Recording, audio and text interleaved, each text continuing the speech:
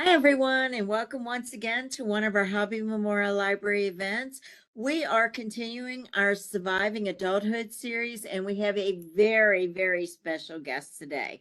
We have with us Janeen Garza. She is she is a CTC professor in child development and teacher education and the assistant director of our CTC Child Development Center and Lab School. So I hope I got that right. She's got about 10 other hats that she wears, but we'd have an hour and a half long event trying to give her all her titles. So I'm going to let you guys just go ahead and learn from the best. Welcome, Janine, and thank you for being here. Well, thank you very much, Cindy. I do appreciate uh, you asking me to do this and sharing with everybody that is viewing the different things about childcare and also sharing some wonderful information about where they can go to either get assistance or just kind of those little uh, nuances of, oh, is my child where they need to be, or this is what's happening. So um, I'm I'm excited about sharing all of that. Great. Let's go ahead and take it away. Okay, well, I do have PowerPoint. Okay, here we go. Adulting and childcare. That's, the title of what today is. So I'm going to be covering different types of childcare that you're probably going to see, what to look for quality childcare because there is a lot of different types of childcare out there. A little bit about ages and stages of children all the way up to school age, developmental activities you can do with your children, positive guidance strategies, because I know that's the main thing what people are like, I don't know what to do with my child when they're biting or, different things, emergency situations, and so much more. Types of childcare. There's center-based childcare, which there's large and small.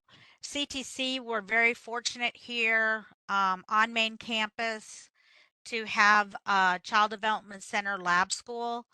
And what it means by a lab school is we have our college students that are working side by side our master teachers right in the classroom where they are learning from the teachers plus our course professors and instructors and being observed by the instructors and also the master teachers in the classroom.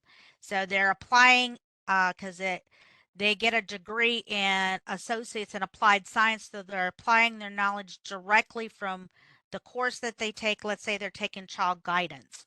So they're applying what they're learning in guidance, let's say doing an iMessage directly in the classroom with a child or maybe with another adult. There's also licensed home and registered home providers out there, and then there's unlicensed facilities and homes and babysitters. So those are the different types. You can go to the Texas Department of Health and Human Services and you can click on search for child care centers or search for care. And it will, if you click on a center, it will show if they have any violations, what those violations may be. I would say stay clear of centers that have high violations, like they're not doing background checks on their people. Maybe there's a lot of safety issues, those kind of things. I would look for ones that have the few amount of violations by the state. What does quality look like? Is the facility or home licensed for one by the state of Texas?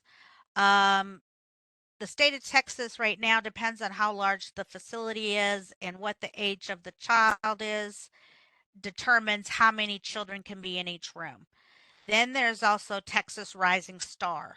Texas Rising Star goes from one up to four, four being the highest. Uh, Central Texas College Lab School and Child Development Center, we are a 4-star facility. So we have the highest rating. Um, and then you could have a combination of being licensed, Texas Rising Star, and we call it NACE. NACE stands for National Association for the Education of Young Children. That is obviously a national accreditation, and Texas or Central Texas College Child Development Center Lab School has that certification or accreditation as well. So we are accredited by all three entities. And yes, we get inspected by all three of those entities, and it can be one of those, okay, who's coming next? Who's coming next? But if you're doing everything that you're supposed to do, there's no issues. And we have 100 plus when it comes to the national inspection that we just did 4 years ago. We're coming up to be our recertification. And so we pride ourselves on doing what we need to do and having quality staff and low ratios, which in turn helps with supervision of your child. And so that's a safety thing as well. Um, that kind of leads into our next one. What is another thing you need to look for when you're looking for quality when you go visit a facility? What is the staff to child ratio and group sizes? If you have an infant, the state of Texas licensing and also Rising Star and NACE, it should be one caregiver or one teacher in the classroom to 4 children. Now, they could have 2 in the classroom to 10 children, so the ratio goes up a little bit. But then another thing you need to look at is the staff turnover rate. Is it a revolving door, or is there new staff all the time? And if that's the case, that might not be the right fit for your child. And it could be a home or a facility. If um the next thing is, what is the staff? You're looking at the director and the teacher's qualification. How much education do they have? Everybody for the state of Texas must be CPR and first aid qualified if they're licensed by the state. Now, if they're not licensed by the state of Texas, that's where you fall under the unlicensed facility or home. They don't necessarily have CPR and first aid. I would say for me personally, that's a must, because one of the main things for young children, especially infants and toddlers, they put everything in their mouth, and that can be a choking hazard.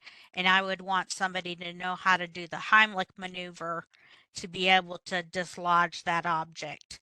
Yes, they can call 911, but they're going to need to go ahead and dislodge that object as soon as possible. How much training do they have in childcare? There's certain things that they need to know, child guidance. They need to know about nutrition, health, and safety. For the state of Texas, they need to have 24 hours. Well, because we're NACE, we go the higher end. Our teachers have to have 24 hours of training a year, and then myself being in the administrative role, we have to have 36 hours. So there is actually we we have our teachers have 30 hours, and then I have 36 hours. So we have a lot more informal training. And then for our facility, all of our teachers, main teachers in the classroom, have at least an associate's degree in child development, and some are working towards their bachelor's degree. So that's something you look at. Experience working with children. Are they brand new in the field? What does that facility or home environment look like? Are there a lot of child abuse cases, or are they being reported, clearances, proper immunizations? If the parent elects to be exempt from immunizations, Is there forms in there, file? So those are things that you look for too, or you wouldn't be looking for that, but do they accept that? Supervision, discipline, there should be no corporal punishment, no humiliation of your child. It should all be positive discipline. Fire drills, we do fire drills, natural disasters, and we also do lockdown drills for possible active shooters. Administering medication, does that facility administer medication? Emergency contacts and plans in place.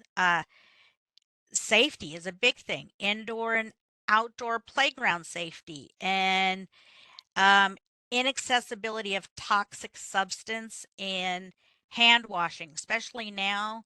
I know there's COVID, RSV, which is a respiratory disease, and then there's the flu.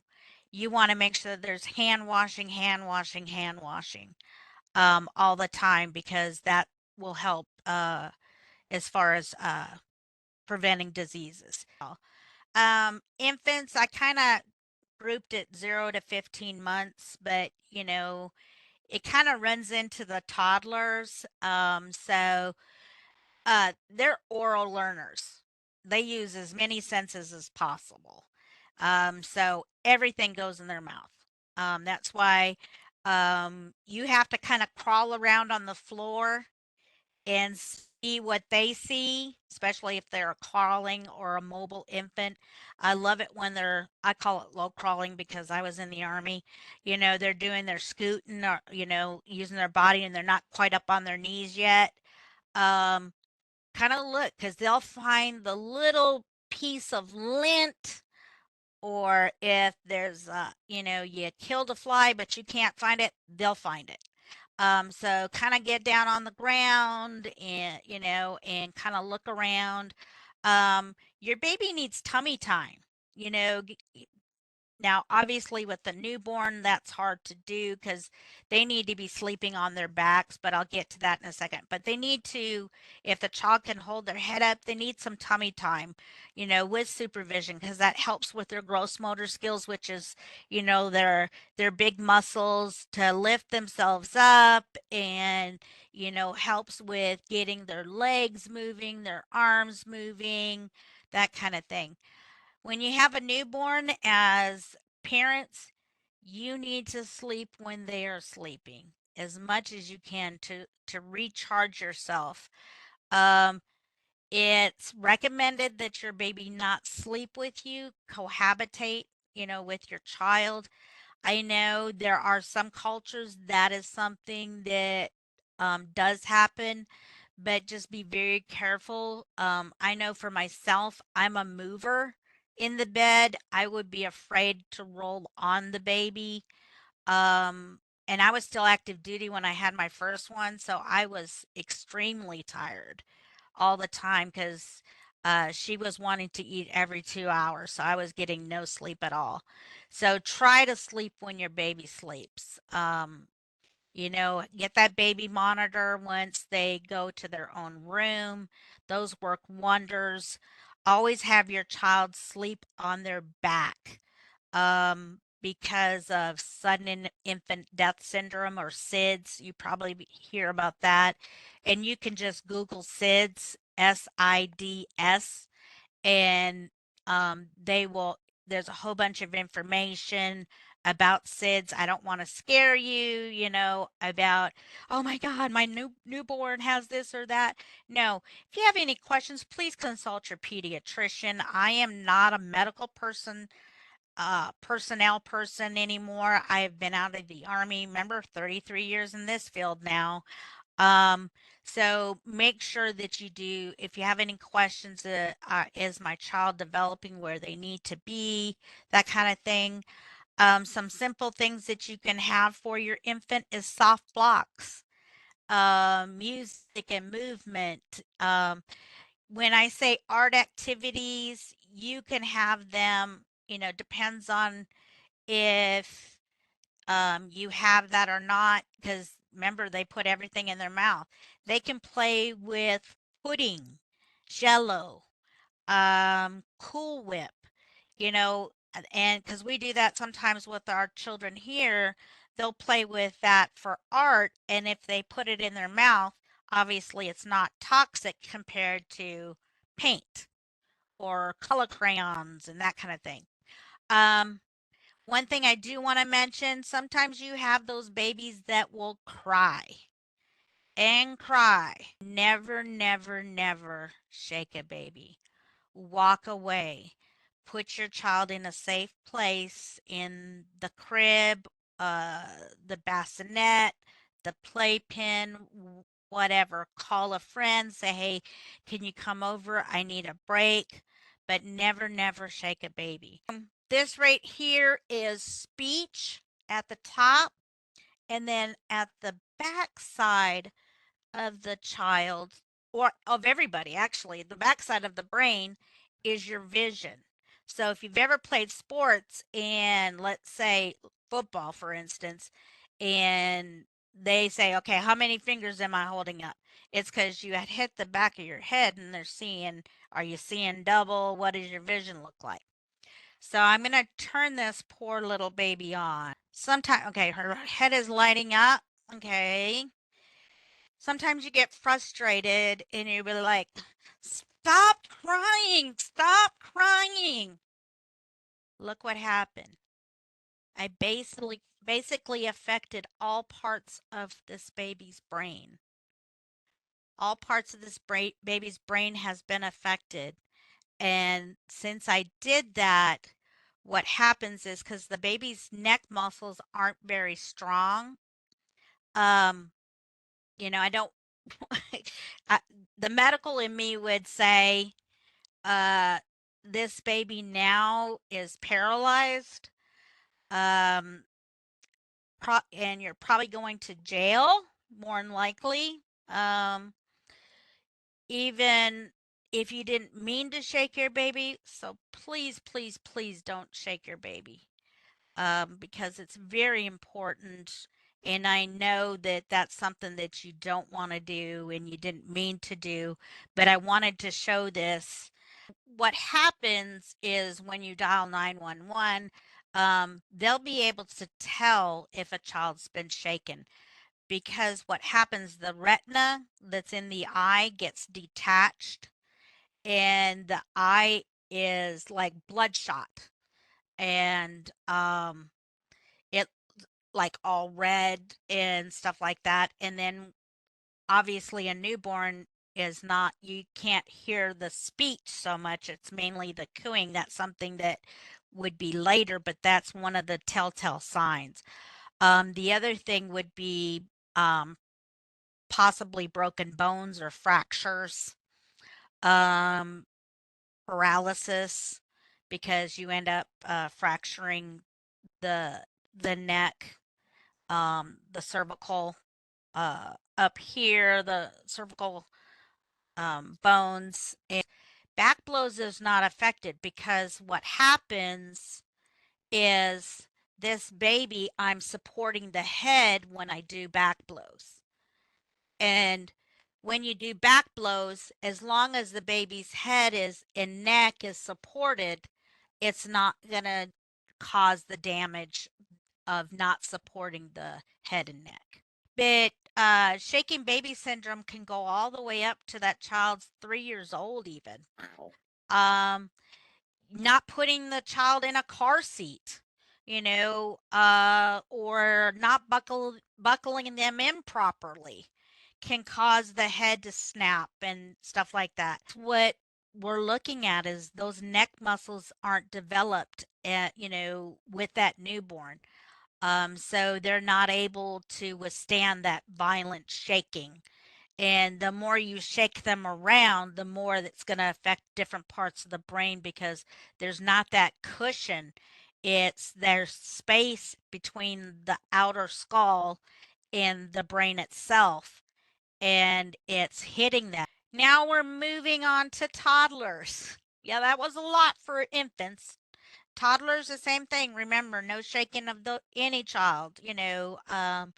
And some people shake preschoolers. They just grab their shoulders and shake them, or they pull on them, and you can pull their arm out of socket. Um, but toddlers use all of their senses. The biggest thing with toddlers is no. That's their favorite word. No. We have a little one in our 1 year old classroom. He's just starting to voice his opinions, I should say, and he says no. And it's so funny. If you want to try to like trip them up a little bit, kind of make fun with it. I always say, because they'll say no to everything. And then I say ice cream and they'll say no. And then they're like, wait a minute, ice cream? Did she just say ice cream? So then, then we start laughing. Yeah, that's what I've done too. Um, Biting is very common at this age. And children bite for different reasons. I'm not going to get into real specifics, but they bite once. The main one is they bite because Johnny has that toy and I want that toy. So I'm going to bite Johnny because Johnny's going to put down that toy and then now I'm going to have that toy.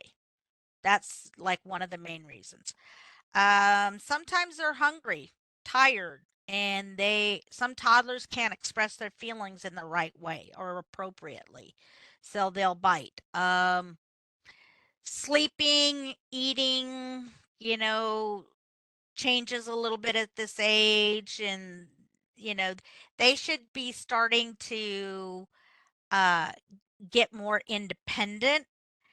They get, I do it. No, I do it. Let them do it if you can as much as possible. I know sometimes we're in a rush as parents. We have to hurry up and get to work, or you have to drop them off at childcare before you have to get to work. So you're like trying to rush them. I have found that the best thing to do is to lay out their clothes the night before and have the child help you pick out what they're going to wear. I know sometimes it's something that you're like, oh my gosh, I would not, wear that, it doesn't match. Let that child have some of that independence and, start getting those self-help skills. Have them help you cook, which I mean, not with the oven or the open flame of the stove, that kind of thing where they can burn themselves, but stirring batter. Help you get ingredients. What I used to do when it came to the grocery store, because that can be challenging in itself, is prepare ahead of time. Have that child have their own grocery list and you can cut out pictures or nowadays everything's digital, although I'm not a digital guru myself, my children are. uh, just take pictures of the food that you're gonna buy and the child can help you uh, get those pictures. Oh, bananas, let them help you do it. They should be starting to put away their toys. Have a place where all their toys are supposed to go. A basket for their dirty clothes. They should be starting to help put that stuff away. Um, Potty training is a big thing at this age. We may want them potty trained, but that child may not be physically ready or mentally ready for that task. So, and if they're going somewhere for childcare, you need to get with his teacher or her teacher and be on the same page. In other words, what they're doing at school needs to be what you're doing at home. Don't put that pull up on and, because you're going this way or that way, if they're using underwear, try to use underwear. I know sometimes it's not the most convenient thing to do, but if you don't do that, then it's confusing to the child on what you're doing. Ask for help. Ask the teacher for help.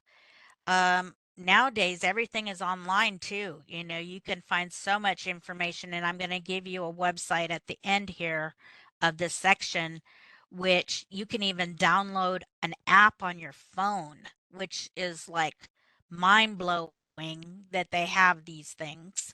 But simple puzzles, blocks, dress up, Play-Doh. Play-Doh is awesome. And I'm going to have to get you guys, I'm going to give you well, actually, I didn't put my email address on there, but on the last slide, but I do have my phone number to the Child Development Center.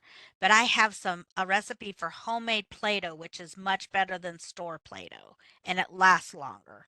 The store Play-Doh is like hard as a rock, but the homemade Play-Doh is much better. Simple math and science activities, they can, and I'm a professor for math and science, so that's why I know they can already start doing these things because you're like, really? Yes, they can do one-to-one correspondence. You get a slice of apple, I get a slice of apple. One to one, one child, one person.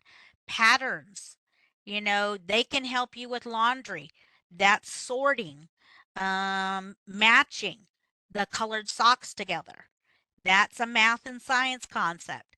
Art, music. Some of these are also the same with infants. How many times are you playing music and your infant's holding on to something and they're bobbing up and down dancing and it's like the cutest thing ever. Um, you know, Same thing. Okay. But uh, that's just a little tidbit on toddlers. Preschool 3 to 5. Sometimes they may be in the public school system at this time, depends on where your child is at. But this is the nice stage of, but why?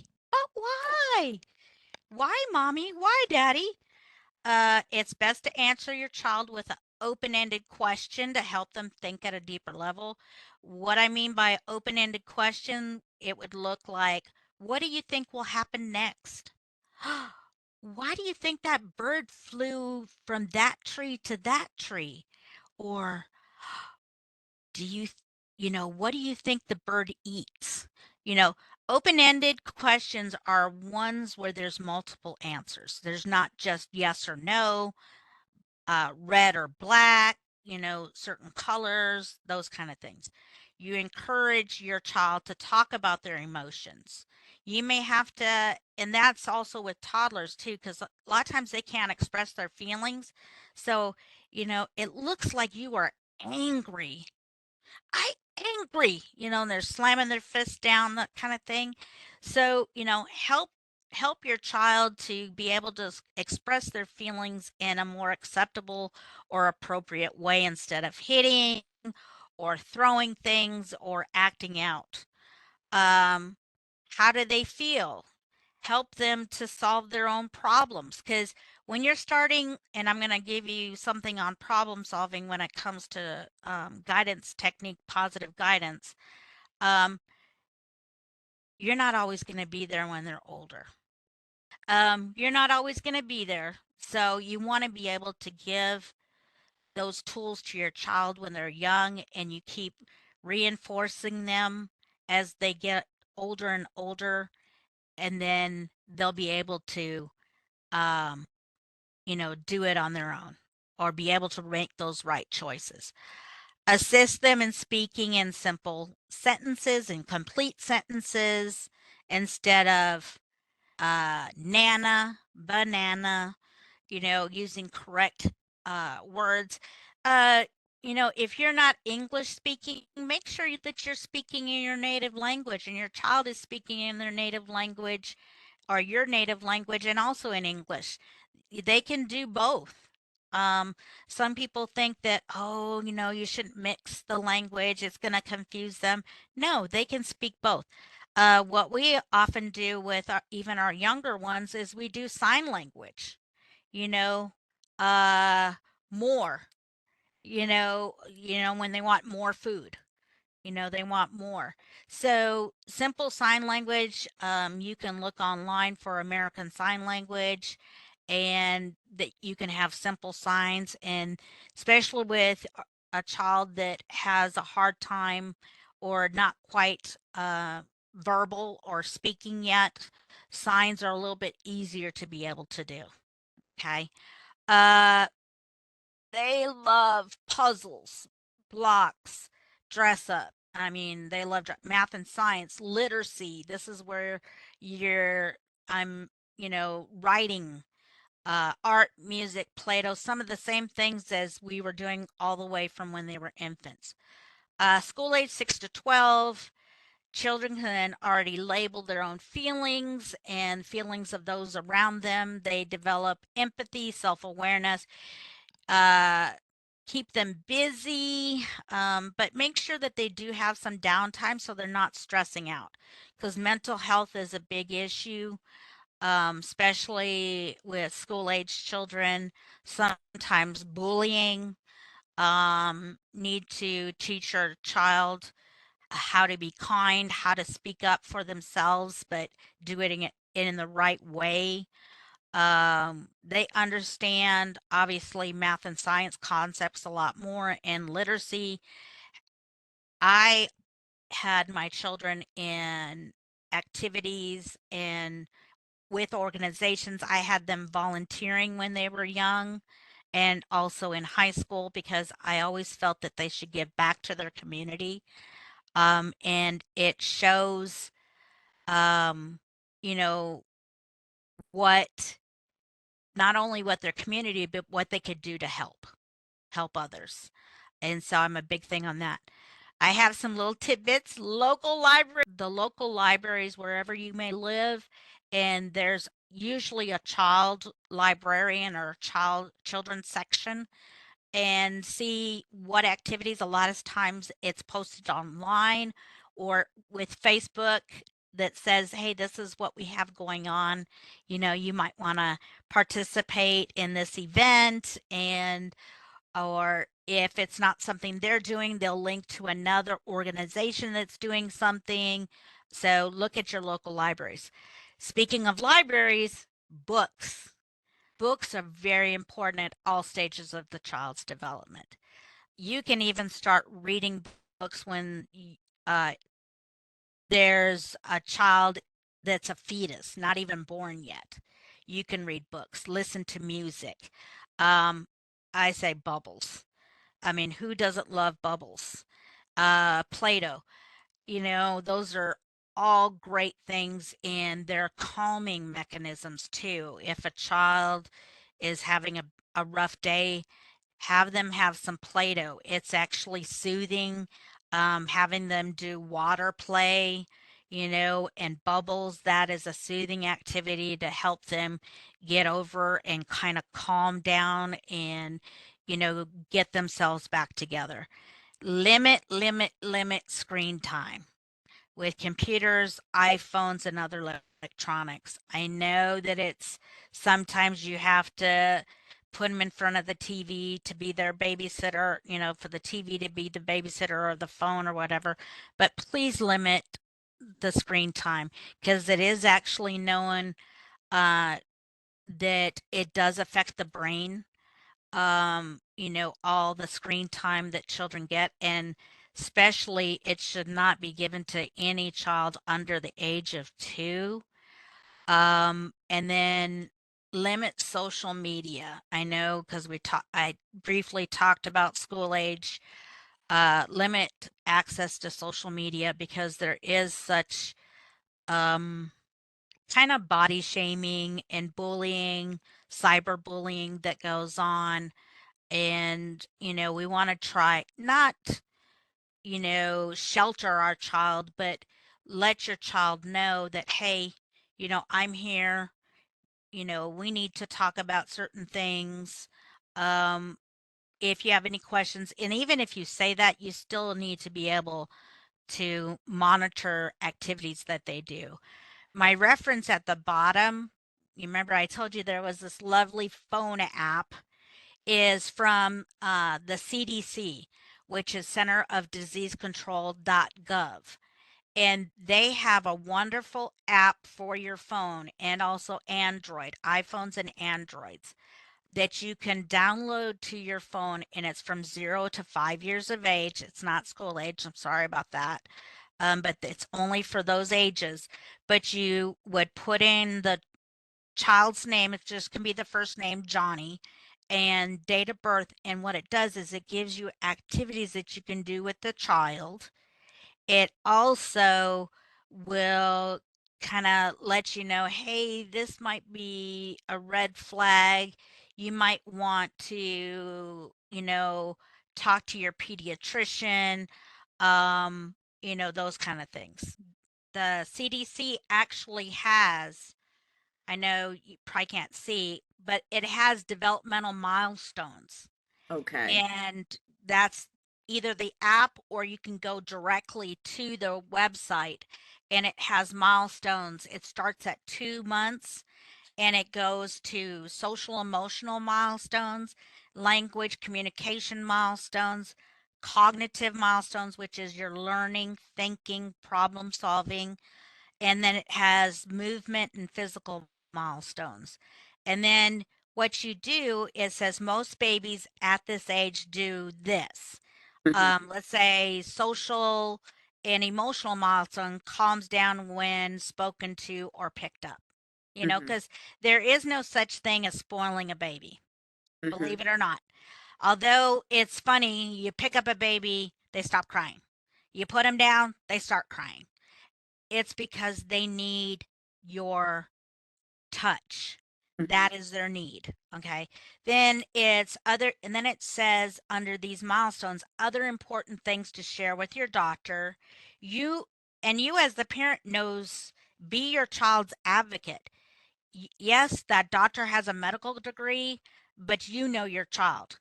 Hmm. And I have went in with, obviously, every time my child's been to the doctor.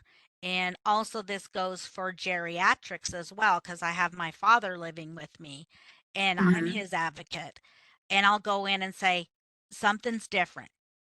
Hmm. This is what I have noticed. This is what I have observed. Right. Um, Right. Something needs to happen. And then it also tells you at this website of Center of Disease Control, milestones, help your baby learn and grow. And it gives you things, tips to help your child learn and grow. And it's like every 2 months, and then it goes, once it hits 2 years of age, it goes every year. And yeah, sometimes that child may not be at that level because of developmental delays. Hmm. Um, if they're under 3 years of age, there's called um, ECI for the state of Texas, and some other states may call it a little bit different. ECI stands for Early Childhood Intervention. They're an organization that helps with delays. I would definitely get with the child's teacher wherever they may be at, or if you're the one that the child is home with you, make those observations. My child's not walking and they're 15 months, Hmm. I think they should be walking already. Make an appointment to see their pediatrician and voice your concerns. They can actually give you a referral to ECI where they would come out to your house and do observations, and then based on those observations, you could have physical therapy coming out to your house. You could have speech therapy if there's a speech delay. You could have occupational therapy if there's other different things going on. They may refer you to kids therapy, which is organization here, or if there's, let's say, autism, there's ABA therapy. So make sure you're your child's advocate. And a lot of times, sometimes as parents, we just don't know where to go or what Right. to do. And so, just, and I got under the emergencies, I have some more information.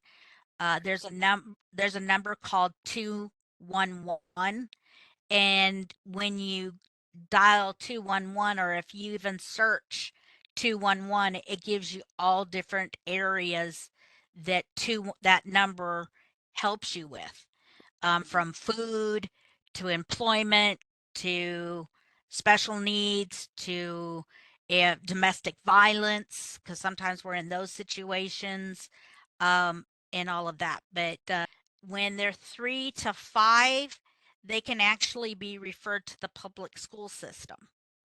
And that's when they would either, depends on what is going on with the child or what the developmental delay is, they can be in the public school system or get referred to another agency. Thank you. You're welcome. Thank you for bringing that up. Because sometimes I try to make sure I'm covering everything, but I sometimes miss certain things. Guidance. Yeah, that's the biggest thing, and that's one of the courses that I actually have taught before and continue to teach. How do you talk to your child? It depends on your mood, right? Or did that child, push that certain button? I know, because I remember I'm a parent of three, and they're all girls, so sometimes they know how to push that button, and drama comes with it, and all of that. But the best way to talk to your child is get down on your child's level.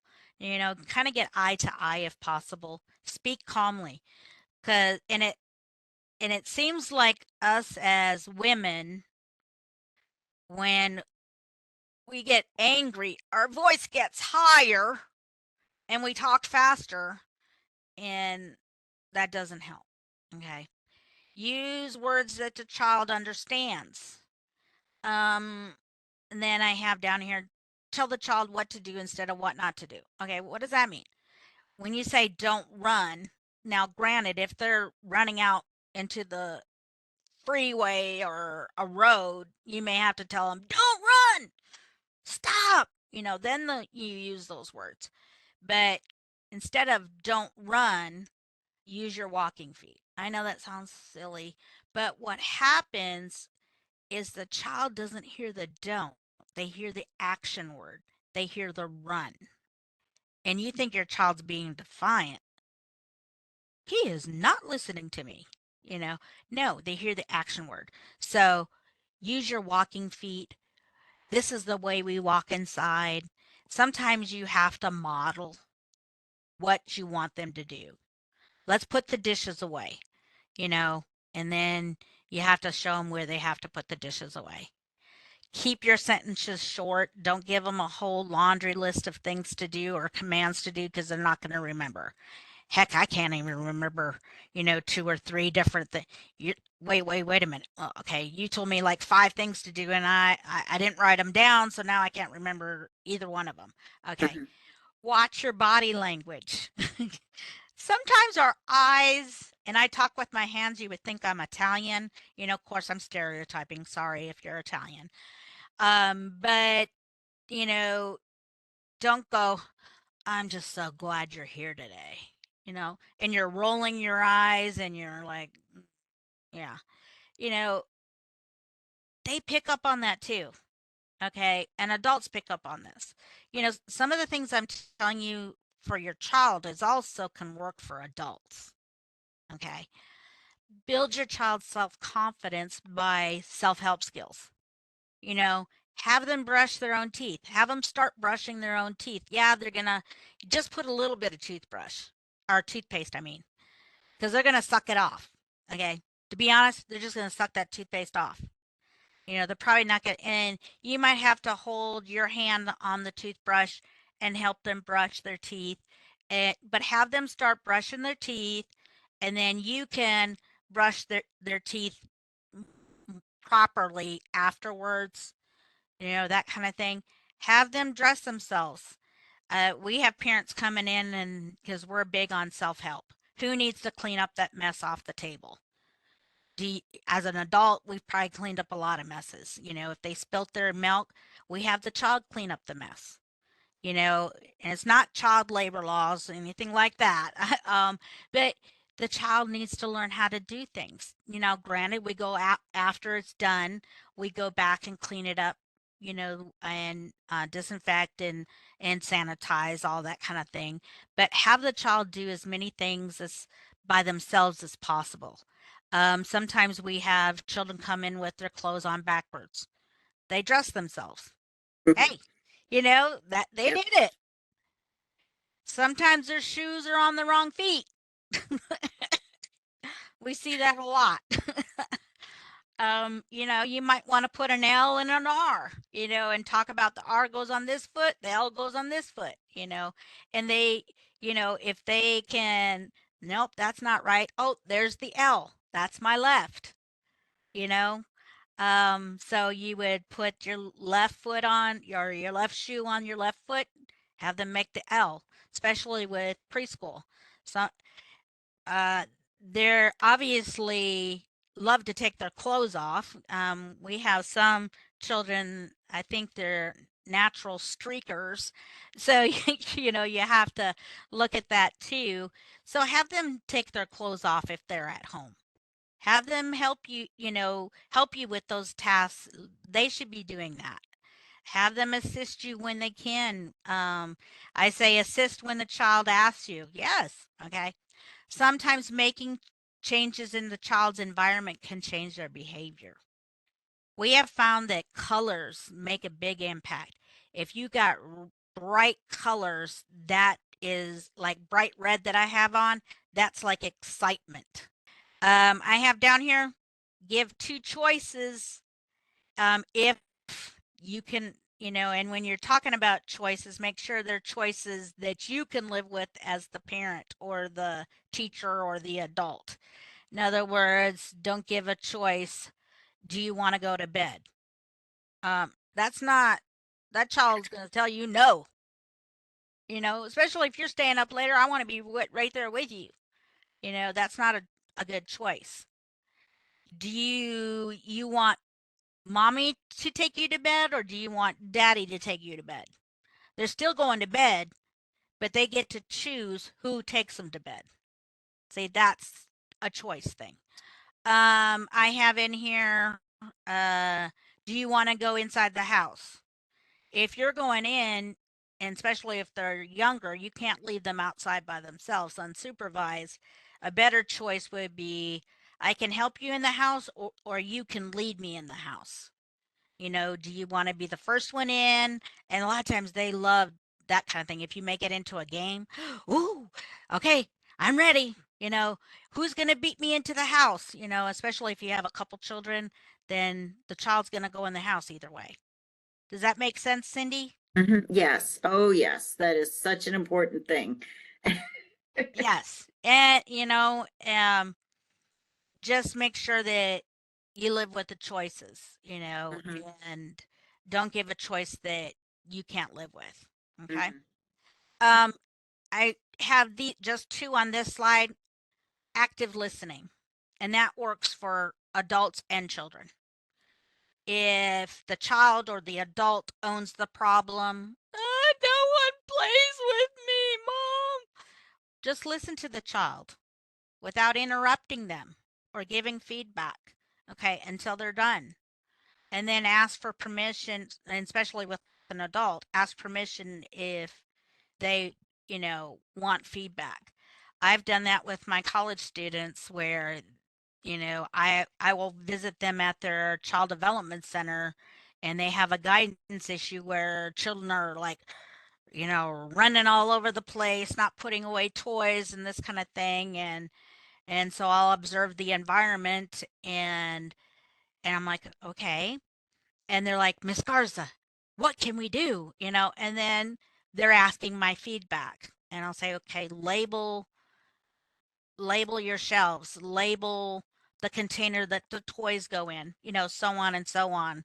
And then I would come back a couple months later and they were like, thank you very much. We kept the teacher in the room because they were having people quit. The turnover rate in that classroom was atrocious because people were quitting because the discipline in that room was chaotic. And the children weren't listening because it was chaos. iMessage is if you as the adult owns the problem. I have in here, for example, your child does not want to clean up their room. It would be, I noticed when I went to your room that you had toys all over the floor and clothes. I'm frustrated that I don't know what is clean and what is dirty clothes. I need for you to clean up your room before you can go outside to play.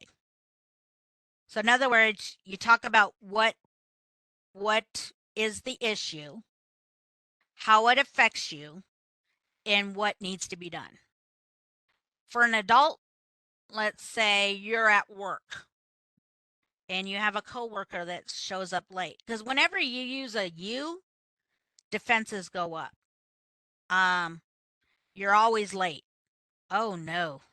Uh, you know, I've noticed that you I noticed that uh few minutes late today or that you've been late all week.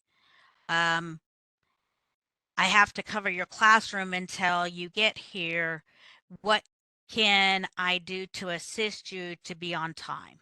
Because maybe they're waiting on somebody else to give them a ride. So it's something that's out of their control, or what can I do to assist? So that way it's not, creating a bigger conflict, especially if it's in your work environment, than what it might already be. Okay. Clear, consistent limits. Make sure you give limits that you can live with. Again, same thing. Same with the choices. Older children can help you make those limits or choices.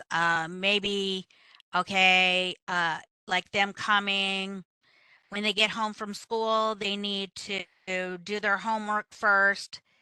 Or a lot of times I would have my children have a snack first because they need to refuel and their brain needs to refuel, and then do their homework before they can watch TV or do an activity. And I wouldn't have them do their homework in their room. I would have them do it at the kitchen table where I could kind of see them. Um, unless they're older children, just like teenagers, like in high school. It just depends on where the computer is at. You really have to watch computers that are in the rooms because that's where sometimes um, predators can kind of seep into the home and stuff like that. Self regulation, self control. Older children can label their feelings and emotions and able to set goals a lot better and how you react. With younger children, we kind of have to help them. And as adults, sometimes we may not have learned how to regulate our own emotions or have self-control.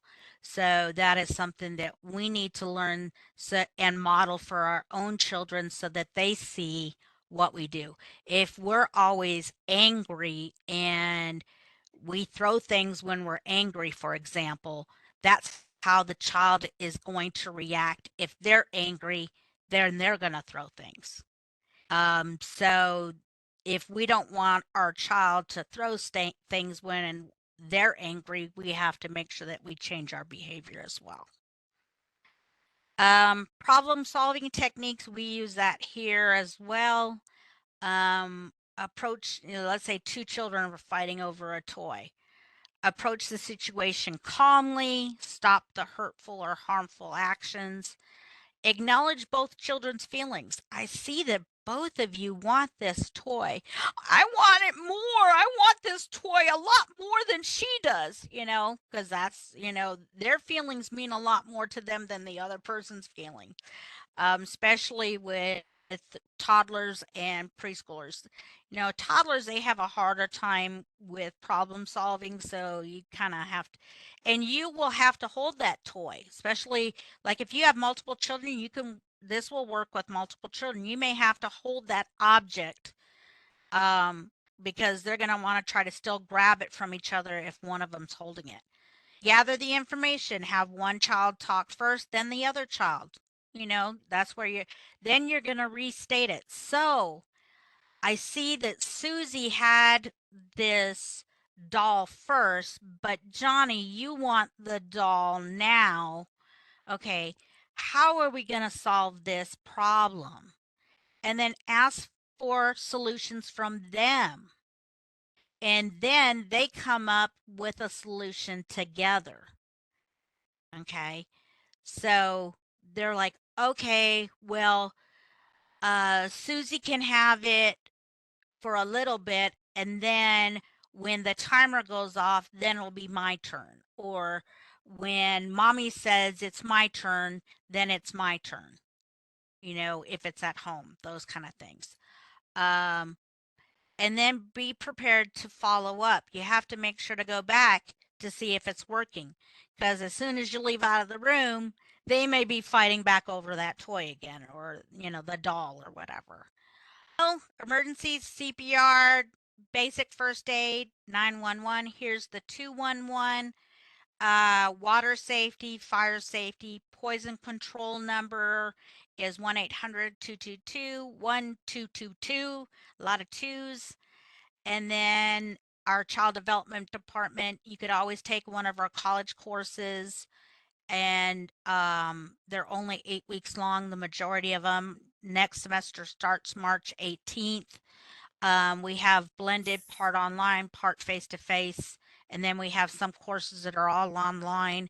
We have several scholarships in our department, and the deadline to sign up for those scholarships is February 28th, and the application's all online. And we do have the Child Development Center Lab School. And if you have any questions, our number here is 254-526-1900. Thank you. Thank you so much, Janine. And guys, if you have any questions, make sure that you put them in the comment section. Great information. Thank you so, so much for joining us today, Janine. I Thank just want you. to remind everyone that we will have on tomorrow, we will have car maintenance at noon. And on Wednesday, we will have podcaster Keisha Ward, who will be giving us some great information as well. You guys, you just have an awesome day, and we will see you next time. Thanks again, Janine. Bye. Bye.